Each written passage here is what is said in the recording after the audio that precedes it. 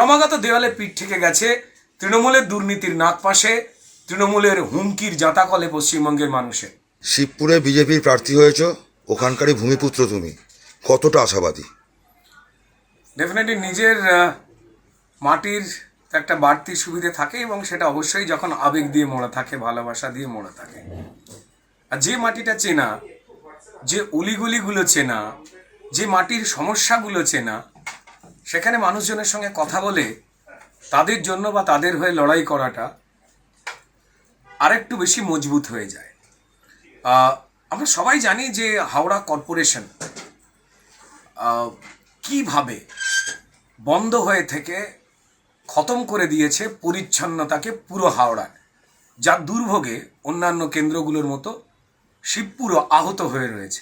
ক্ষতবিক্ষত রাস্তা, বৃষ্টি হলেই সামান্য জমা জল, অপরিচ্ছন্ন জল, যা রোগ জীবাণু তৈরি করছে, উপচে পড়া ড্রেন।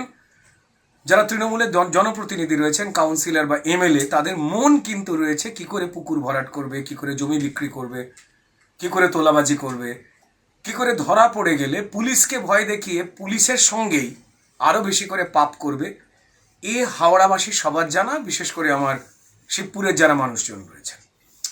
তো ফলত তাদেরই যে সমস্যাগুলো রয়েছে সেটাকে নিয়েই যেই রাজ্য জুড়ে অন্যান্য যা যা সমস্যা, যা তৃণমূল তৈরি করে রেখে দিয়েছে, তা নিয়ে যে ভারতীয় জনতা পার্টির যারা কার্যকর্তা তারা লড়ছেন, তারা মার খাচ্ছেন। 250 জন শুধুমাত্র তৃণমূলের দুর্নীতির প্রমাণ মানুষের কাছে তুলে দিতে গিয়ে আমার দলের যারা কর্মীরা রয়েছেন তারা খুন হয়ে গেছেন। এটা মানুষ জানেন। মানুষ জানেন যে মাঠে আছেন কারা, লড়ছেন কারা, মরছেন কারা মানুষের হয়ে। ক্রমাগত দেওয়ালে পিঠ থেকে গেছে তৃণমূলের দুর্নীতির নাগপাশে, তৃণমূলের হুমকির জাঁতাকলে পশ্চিমবঙ্গের মানুষের।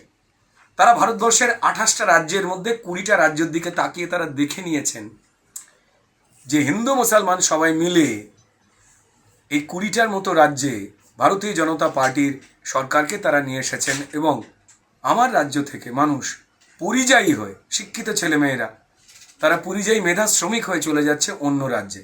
তারা আর তাদের বাড়ি খালি হয়ে ছেলেমেয়েগুলো চলে যাক আর শুধু ভাতার লাইনে দাঁড়িয়ে চোখে জল ফেলুক, তা কেউ চায় না। কেউ দেখতে চায় না যে ক্রিমিনাল আর পুলিশের সহাবস্থানে গলা টিপে মেরে দেওয়া হচ্ছে, যে অন্যায় হচ্ছে সেই কণ্ঠস্বর যা তার বিরুদ্ধে উঠছে। তো ফলত হাওড়ায় যারা মানুষ রয়েছেন, বিশেষ করে শিবপুরে, তারা আমার কেউ ভোটার নন, তারা আমার প্রতিবেশী। তো তাই এই দুষ্কৃতি দমনে তাদের যে ইচ্ছাটা, এই অপশাসন থেকে মুক্তি পেতে তাদের যে ইচ্ছাটা, তাদের সঙ্গে আমার সঙ্গে একত্রিত হয়ে এই লড়াইটার জন্য শিবপুর প্রস্তুত। শেষ কোশ্চেন, আগেরবার তুমি ভবানীপুরে দাঁড়িয়েছিলে, জিততে পারোনি, এবার শুভেন্দু অধিকারী, কি মনে করছো? দেখুন, 2021 সালে আমি ভবানীপুর থেকে হেরেছিলাম 28,000 ভোটে। তারপর মমতা বন্দ্যোপাধ্যায় এসআইআর আটকাতে, মানে চাল থেকে কাঁকর যাতে না বাছা হয় সেইটা আটকাতে গিয়ে তিনি প্রমাণ করে ফেলেছেন যে ভবানীপুর থেকে বাদ হয়ে গেল 46,000 ভুয়ো নাম। অর্থাৎ যে ভোটগুলি 2021-এ ভারতীয় জনতা পার্টির প্রার্থী হিসেবে আমার বিরুদ্ধে পড়ে আমায় হারিয়েছিল, 46,000 ভুয়ো ভোট, এবং তাতে আমি হারি 28,000-এ। যদি পরিসংখ্যানে এই 46,000 যদি বাদ দিয়ে দেওয়া যায়, বা যদি তার অর্ধেকও প্রায় বাদ দিয়ে দেওয়া যায়, তো তাহলে দেখা যাবে যে কার্যত মমতা বন্দ্যোপাধ্যায় জানতে নেই খেলা ভুয়ো কত আছে, তাই আমি জিততে পারবো না। তাই তিনি ভবানীপুর থেকে নন্দীগ্রামে পলায়ন করেছিলেন, তারপর সম্মানীয় বিরোধী দলনেতা শুভেন্দু অধিকারীর কাছে পরাস্ত হয়েছিলেন। ভারতীয় জনতা পার্টির বিভিন্ন জায়গায় এই ভুয়ো ভোটের যে পরাজয়, তা যদি আগে এই এসআইআর প্রসেসটা হয়ে যেত, তো তাহলে এতক্ষণে কিন্তু পশ্চিমবঙ্গে 2021-এ ভারতীয় জনতা পার্টির সরকার কিন্তু চলে এসেছে, মানুষ জানেন। এবার যাই হোক,